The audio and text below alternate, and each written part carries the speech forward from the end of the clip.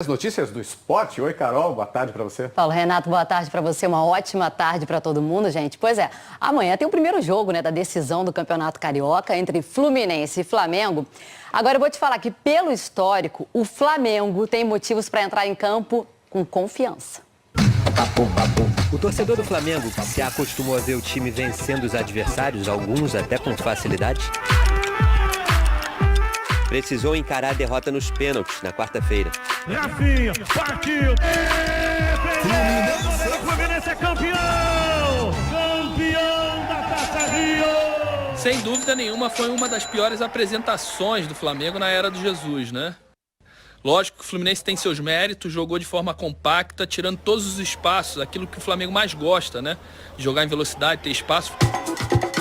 Com isso, o Campeonato Carioca vai ser decidido pelos dois clubes a partir de amanhã no Maracanã.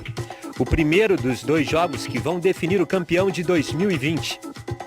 Apesar de ter perdido o título da Taça Rio, o Flamengo tem um retrospecto de domínio no estadual nos últimos 20 anos. De 2000 para cá, o clube conquistou 10 títulos. O mesmo número que Botafogo, Fluminense e Vasco ganharam juntos.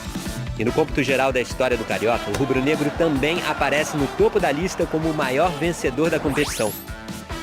Foram 35 títulos. O Fluminense é o segundo, com 31.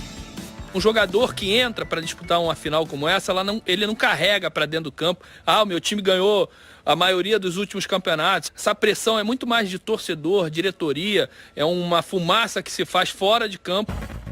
Como o lateral João Lucas apresentou teste positivo para a Covid-19, ontem jogadores e funcionários do Flamengo fizeram uma nova bateria de exames no Ninho do Urubu.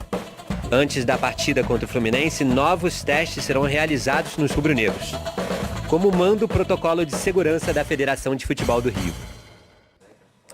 Vamos falar agora do Fluminense. O Fluminense chega com desfalques para essa partida, viu? Fred está fora com problema no olho. O zagueiro Nino teve um entorse no joelho e não vai ser relacionado. Agora, quem está certo é o lateral Gilberto, que foi o autor do gol do Fluminense na decisão da Taça Rio. O Carioca já está na reta final, mas o sentimento é o mesmo desde a retomada. Quando eu entrei em campo, o que passava na cabeça era a dúvida, né? Será que a gente está fazendo certo? Será que só o Rio de Janeiro está certo de voltar aos jogos agora, em meio à pandemia? Se pergunta principalmente aquelas pessoas que perderam parentes, amigos. Gilberto é uma dessas pessoas. O tio dele, conhecido como Seu Neném, está entre as mais de 70 mil vítimas do coronavírus no Brasil. O lateral direito dedicou a ele o gol marcado na quarta-feira contra o Flamengo e a Taça Rio, vencida na disputa de pênaltis. Amanhã o Fluminense vai para o seu 5º jogo em 15 dias. O clube, ao lado do Botafogo, foi contra o retorno do estadual tão cedo e teve pouco tempo para se preparar. Clássico, decisão, tem que ter muita vontade de ganhar, de jogar, assim como a gente teve, mas também com frieza, sem se expor desnecessariamente, até porque é uma decisão de 180 minutos. Entre os jogadores do Fluminense não é novidade que o Flamengo está melhor fisicamente e é o favorito ao título carioca. Mas quem duvida que o Fluminense possa ganhar qualquer jogo deve ter nascido depois de 2009, né? Porque um time com 99% de chance de ser rebaixado e fazer o que fez. Fluminense, o improvável Fluminense escapa numa missão para lá do impossível. É uma história maravilhosa a ser contada, como esse último jogo também. E a partir de amanhã, esse elenco de 2020 quer ter uma nova história para contar.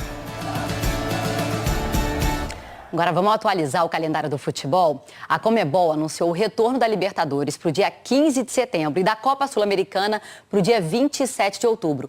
As finais das duas competições estão previstas para janeiro de 2021. E o início das eliminatórias para a Copa do Mundo de 2022 ficou para outubro. Com a mudança, a Confederação Brasileira de Futebol fez um acordo com o governo de São Paulo e o local da estreia do Brasil, que é contra a Bolívia, o jogo, será na Arena Corinthians e não mais no Maracanã. Lembrando que esse jogo está marcado para o dia 9 de outubro. E, gente, o que a gente vê é que aos poucos os atletas estão voltando aos treinos, né? Por isso, o Centro de Treinamento Paralímpico Brasileiro em São Paulo está adotando todas as medidas de prevenção ao Covid-19.